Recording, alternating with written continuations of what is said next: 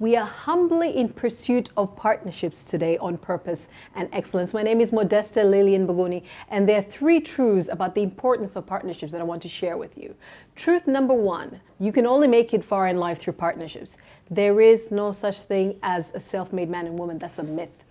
Anybody who's ever made it anywhere has done so with the support of others. Truth number 2, empowering others to excel accelerates your success.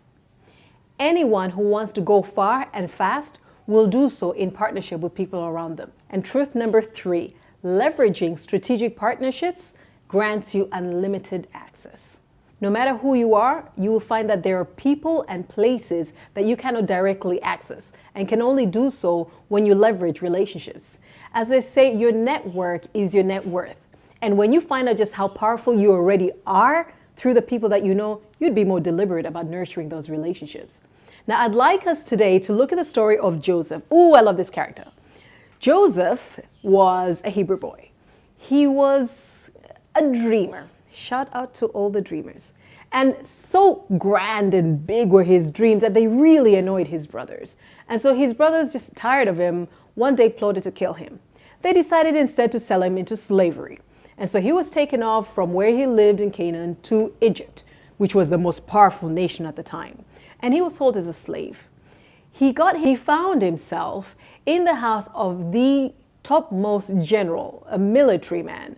And he didn't spite the fact that he was a prisoner and he was working for people in a foreign land. He gave his all. He was faithful and hardworking to the point that this man appointed him second in command. I mean, everything was available to him. He could do anything and access anywhere except, of course, the boss's position and his wife.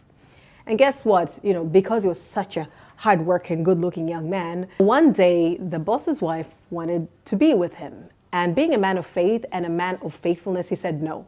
And so instead, she accused him of rape and he was imprisoned.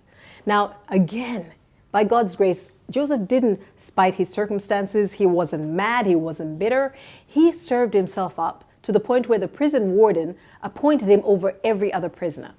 And so in serving the other prisoners, one day they came to him with challenges, and he helped each one solve the challenges.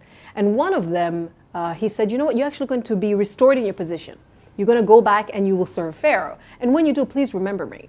And so he finally did leave the prison, but of course didn't remember Joseph. But Joseph kept his hopes up, kept on working. So one day, Pharaoh himself, the most powerful man in the world at that time, looks for a solution to a great challenge of national concern. And then the man who was in prison with Joseph, he remembered him. And he said, wait a second, there's somebody who I think can help you with this. And so guess what? Joseph gets called from the prison, gets all cleaned up, and brought before Pharaoh himself. Pharaoh explains his concern. Joseph gives him a solution. Pharaoh decides, you know what? I don't care that you're a foreigner. I don't care what your past is. You have the solution to our challenges. Therefore, you will be prime minister of Egypt.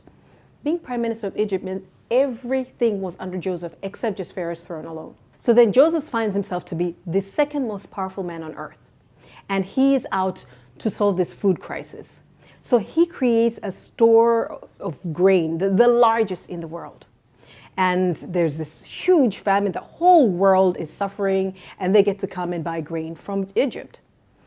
Now, back at the ranch in Canaan, Joseph's family is almost dying of hunger.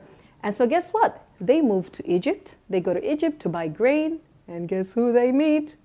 Joseph, the brother they sold to slavery. Of course, Joseph, being very gracious, just, played with them a little bit. But then he disclosed who he was. He says, I forgive you. Here, take food and go get our entire clan. Bring them, and I'll get them the best land in Egypt to settle in.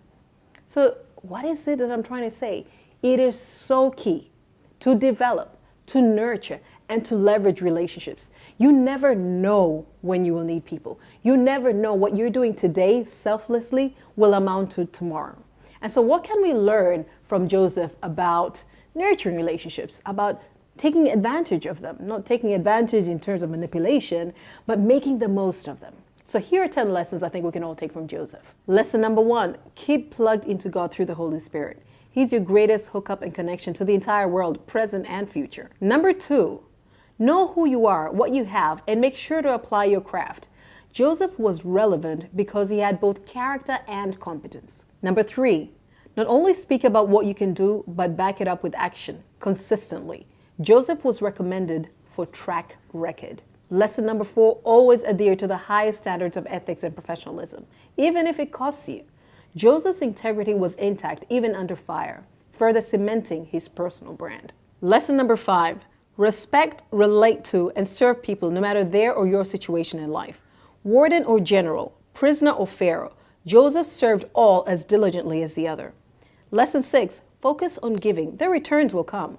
Joseph served and his service was reciprocated. Lesson number 7, people are not mind readers, so be clear and specific about what you're looking for in your relationships. Joseph told the butler to remember him and recommend him to Pharaoh. Number 8, when the opportunity presents itself, step up and deliver like you'll never get another opportunity. Lesson 9, forgive and repay evil with good. And lesson 10, continuously and selflessly look for ways to edify strategic partners. Every act of goodwill is an investment, even if the returns may not be immediate. There's a key principle here, and I wonder if you've noticed it. Before you can reap the benefit of partnerships, you need to first sow. Sow your character, sow your competence, sow your service to people. So we're going to continue on this thread of how to make the most of partnerships, how you can give your best and receive people's best so that we can move together. So subscribe to our channel.